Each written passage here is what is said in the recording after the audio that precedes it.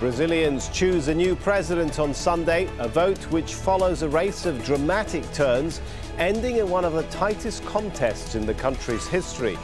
With the economy in recession, will voters give Rousseff another chance? This is Inside Story.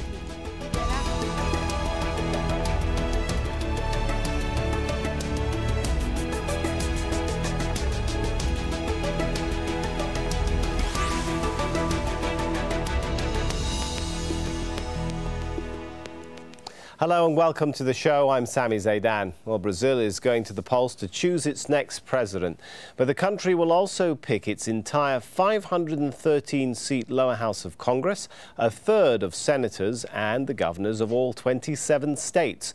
The next president will define the course Brazil takes for the next 4 years, but the other branches of government will have a say in steering it.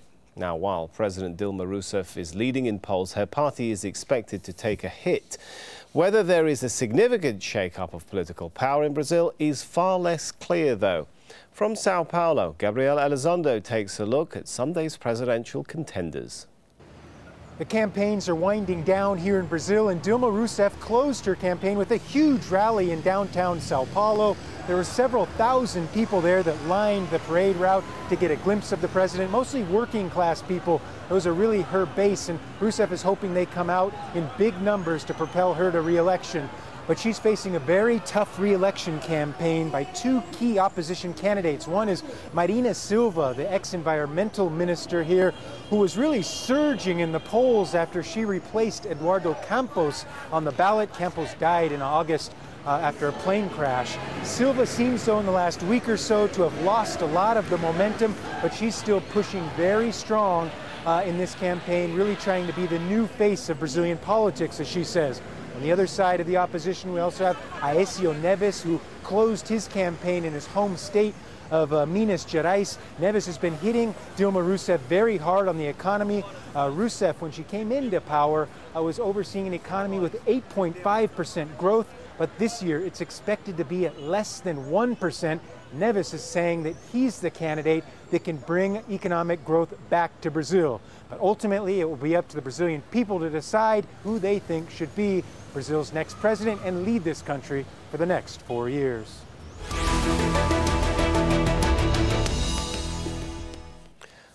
Well, let's expand a bit on what we've just heard from Gabrielle there about the strengths and challenges of the candidates. Well, Dilma Rousseff's first term saw a rise in the minimum wage and a drop in unemployment, but she faces criticism for poor public services and, of course, hosting that expensive World Cup, you'll remember.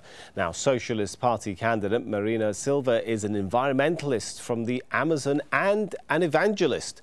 Her corruption-free credentials are a strength, but some see her as too conservative on social issues like gay marriage and abortion. And Aécio Neves is touting his economic credentials. The former governor of a mining state left office with a 92% approval rating. But Neves is associated with elitism too, hailing from a family of wealthy politicians. Let's bring our guests into the discussion now. From Rio de Janeiro, I'm joined by Armando Castelar, economist and professor of economics at the Federal University of Rio de Janeiro. In Sao Paulo, Oliver Stunkel, assistant professor of international relations at the Getulio Vargas Foundation. And finally, Paulo Sotero, director of the Brazil Institute with the Woodrow Wilson Center. He joins us from Washington, D.C. If I could start with Paulo, what happened? Last year it seemed as if the ruling party was heading out of office and things have turned around so dramatically. Well, this is due mostly to a very well-organized and mostly negative campaign that the Workers' Party and its allies have put together.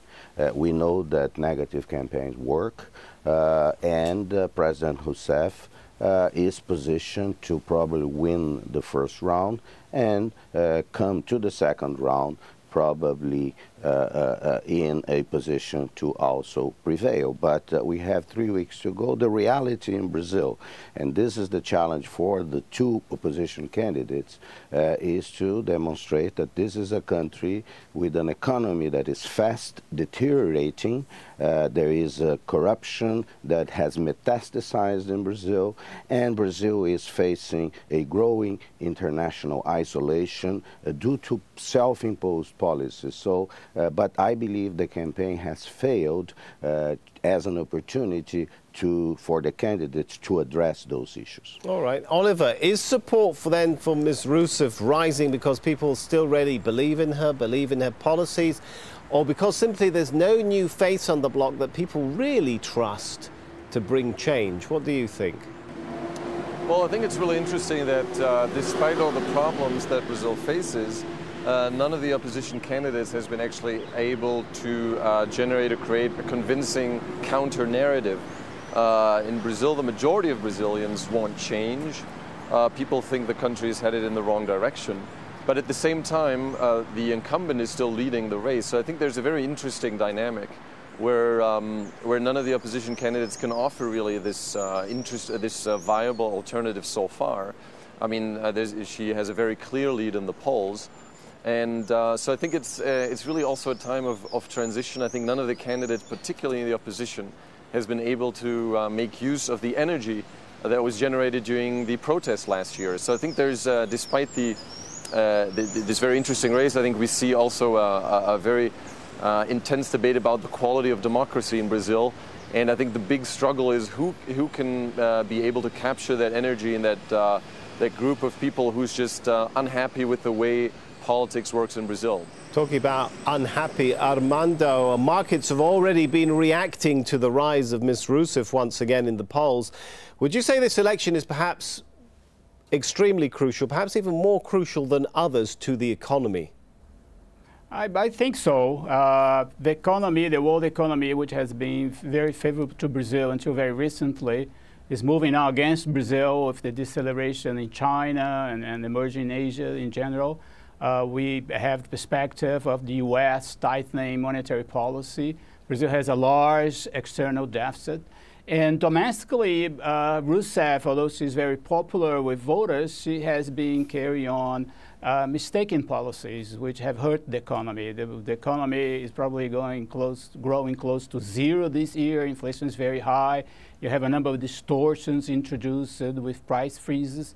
And the market senses that. So the market is much more forward-looking than voters. Voters are voting because they are happy with low unemployment and because they have a gratitude for the social programs that Workers' Party have put in place in recent years, whereas the markets that they are looking for when saying, more 4 years of the same policies are going to harm the economy tremendously. And so they react, and that's how asset prices move. So this is very critical, I think, because of these two different ways of looking at the elections. I think perhaps we're going to have the outcome that is not going to be the best for the economy looking forward, although, as I said, voters are happy with the current status that they have. Talking about the economy, perhaps we should recap then on Brazil's economic rise, which has been matched by few. Despite an economic slowdown in the past few years, Brazil's GDP, or gross domestic product, averaged 2.5% growth over the past 10 years. That's triple the average of the 8 years prior. This return to growth has helped reduce Brazil's poverty rate by a staggering 55% and extreme poverty by 65%. And while Brazil's income distribution remains one of the most unequal in the world, that too has improved. Lower earners have nearly doubled their share in the country's economic prosperity. Coming back to Paulo, so a lot has been achieved, but as you were mentioning, a lot of challenges remain. If, as you were saying, candidates have spent more time focusing on everything they don't like about their opponents and challenges, is it really clear to people what each contender actually stands for in terms of economic policy? Well, President Rousseff stands for more of the same, which is a promise that the good times that was just mentioned will continue. But most analysts believe that this deteriorating economy will not allow for that to happen, and therefore bad times are ahead of us.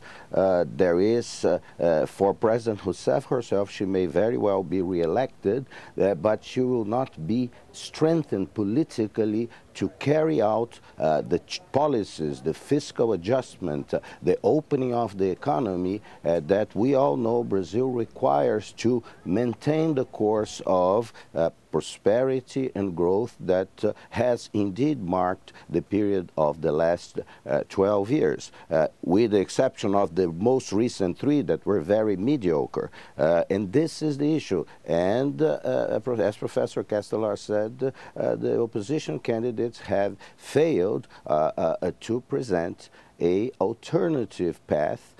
So you have an election that is change election producing a status quo result with the president is probably has been or will be weakened by the electoral process instead of gaining authority. She herself said, responding to criticisms about the economy, that Brazil does not need a major fiscal adjustment. Obviously, markets and economic agents disagree, and that's what you see in the markets reacting very unfavorably to the prospects of our re-election. But Paulo, those are interesting dynamics. Oliver, help us to understand when we read in the polls that, you know, most people want change, and yet it's expected that the incumbents more or less are going to stay in power, whether we're talking about the presidency or the Congress. How do we explain those two apparently contradictory dynamics, Oliver?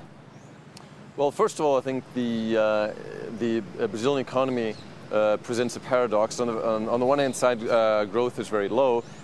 On the other hand, it hasn't really affected the labor market yet, so people don't really feel that things are in bad shape. From a political point of view, I think it's really important to point out that the Workers' Party is unique in the Brazilian political landscape. I mean, all the other parties struggle very hard to create a national network, to create platforms to communicate with the population. So in that sense, if you think of a classical party that sort of exists not only during and prior to the elections, but throughout the years, I think the Workers' Party has established a unique structure that allows it to be very, very competitive in elections. I think it is compared particularly to the Marina campaign, very, very professional. They have been able to deconstruct and really attack Marina very effectively.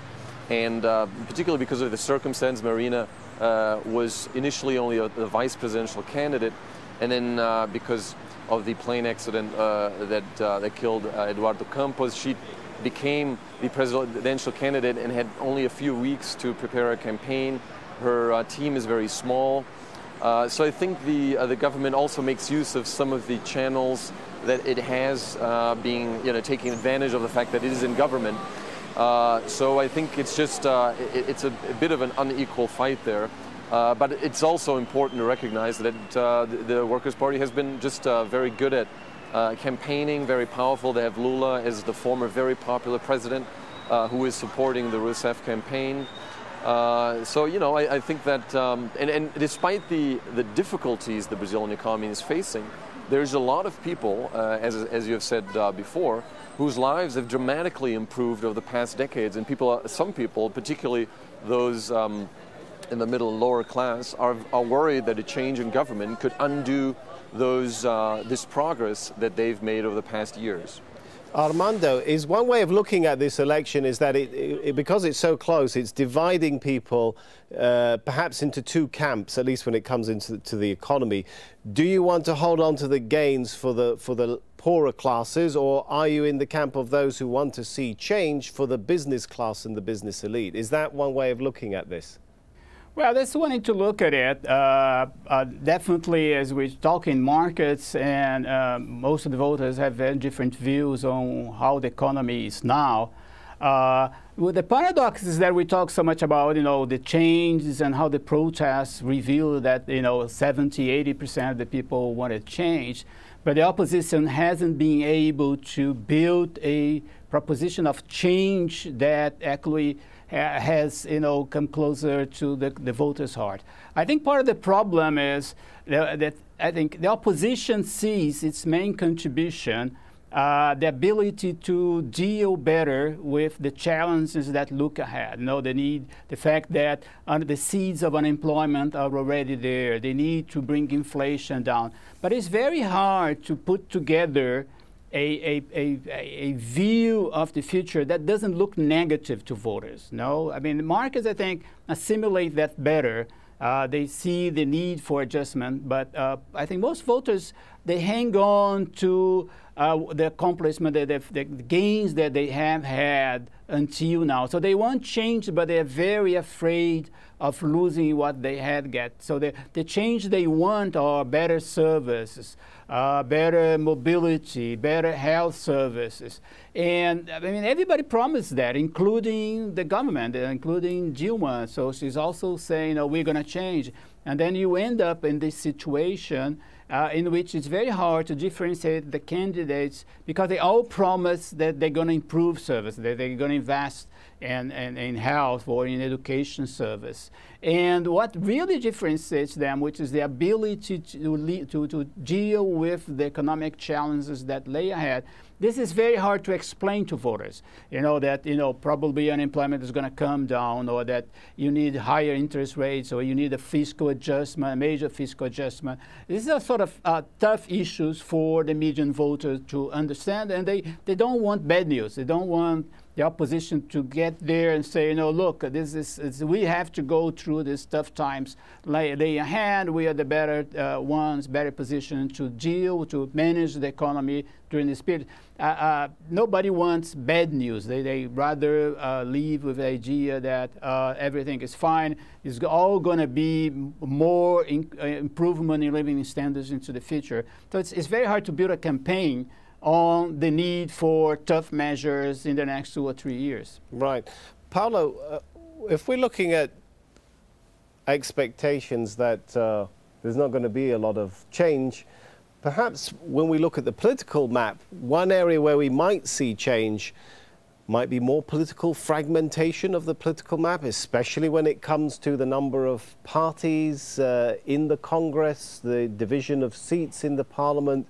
Is that something that's on the horizon? Yes, you can see that. Fragmentation is the name of the game in Brazil. The political system favors fragmentation. The fact that the PT is projected to have a smaller delegation to Congress is also problematic. Their main partner, the PMDB, which is apparently headed to a larger position in terms of the delegation, that complicates the game because, President Dilma will have to deal with this party and they will have to make concessions. That game has already caused a major corruption scandal in Brazil, started in 2005, that put President Lula's chief of staff, president of the PT party, and others in jail. We have now, because of this political system also, a new scandal involving the state oil company Petrobras that is even potentially bigger than the previous one, and that will probably mark the next administration, will be a constant preoccupation, and President Dilma Rousseff will have a much tougher economic reality to deal with, and will have to give bad news to the people that is what has said in the streets and continues to say that that's the change that they want. They want more, better, and faster of everything that relates to their quality of life, education, health, public services, public transportation, the fiscal reality of the country, the economic reality of Brazil will not allow the government, will leave much less room for the next government to respond to those demands, and you have makings of a very, very tough period for Brazil. Oliver, if the political map is heading towards more fragmentation, where will that leave hopes, expectations to deal with serious issues like changing and simplifying tax rules, dealing with competitiveness issues and growth and so on. Is all of that looking at more stalemate rather than more change going forward? Well, the tendency is that, yes, there will be more fractured political landscape, more smaller parties, which would make it more difficult for the government, for the next government, to find a majority in Congress, longer, more complex negotiations. And it really, I think, points to a difficulty that parties have to present themselves as adequate vehicles to express public interest. I mean, there's a lot of people who are essentially protest voters who vote for small parties, who feel that none of the large parties can represent what they really want. So I think that points to very fundamental issues about the necessity to rethink some of the elements of Brazil's political system. But yes, the answer is absolutely. I think we're heading towards a very, very difficult 4 years to undertake the reforms necessary. Armando, what impact might this election have on not only the political but also the economic direction that the entire continent might take in the future? Well, you have basically two main scenarios. If the opposition wins, it is proposed focusing a lot on improving macroeconomic policy. And that can be done without congressional support. You know, you need a central bank that actually targets the inflation target of 4.5%, which has not been done over the last 4 years. You need fiscal adjustment, which basically means that the Treasury has to take good care of the government, the public sector accounts. Obviously, this is tough. This is obviously going to generate, in the short run, political protests, but it can be done without Congress. And that's, I think, the main thing that needs to be done, because if you look at confidence, at business confidence and consumer confidence, they are very low now. They are back to the low levels that you experienced in the first quarter of 2009. At the high point of the financial crisis. So this is, I think, would be the main target of the opposition. How would you deal with some of that, raising the business confidence, for example, without also dealing with things like the tax rules to make it simpler? And then once you get into that, don't you need to change some of the constitutional rules, which means you need Parliament to be fully on board and two-thirds majorities? I mean, isn't it all a little bit too interrelated to do without Congress? I mean, you need to do that. I think this is a very important tool for growth to accelerate. But business confidence is not down because of that. I mean, that had been in place before. I mean, you have had this complex system for a long time. And business confidence is very low now because the government is meddling with the public sector accounts. The public sector debt is again going up. So I think it has much more to do with the policy mistakes of recent years, freezing gasoline prices. The financial health of Petrobras is in shambles. The whole electricity sector is all a mess because the government has interfered with tariffs. The whole ethanol sector now is in very poor condition. And this has nothing to do with the tax system of changing laws. This has to do with the quality of public policy management, of taking the right decisions. And you asked me before, how for the next years. I think if the government, President Rousseff is re-elected, then you're going to have more of the same. Then it's going to be very complicated. Obviously, you need reforms. Right. You need to simplify the tax code. You need lower taxes. You need to do more in infrastructure. Right. Let me just jump in here because we've got 1 minute left, and I saw, Paulo, you were nodding your head as I was speaking about complications and how all interrelated it is. Go ahead, Paulo, for a brief 1 minute comment. The problem is, as Armando mentioned, a problem of the quality of government. There seems to be a difficulty, there is a difficulty in the Workers' Party to understand what are the issues. The issues are to better integrate Brazil into the world economy, to increase productivity, to increase competitiveness, and they have a view of the world that is kind of goes against that. They like control, they like intervention, they like statism. Either they're going to change course, or we are headed into a major trouble. And the people that were in the streets in June of 2013 will probably go back to the streets. We'll have to see how it goes this coming period. Unfortunately, we're running out of time. Let's thank our guests for joining us: Armando Castellar, Oliver Stankel, and of course Paolo Sotero. And thank you for watching. Do feel free to add your voice to the discussion. You can leave your comments on facebook.com/AJ Inside Story. We're also on Twitter. Just look for @AJ Inside Story. I'm Sami Zaidan. For now, from me and the team, it's goodbye.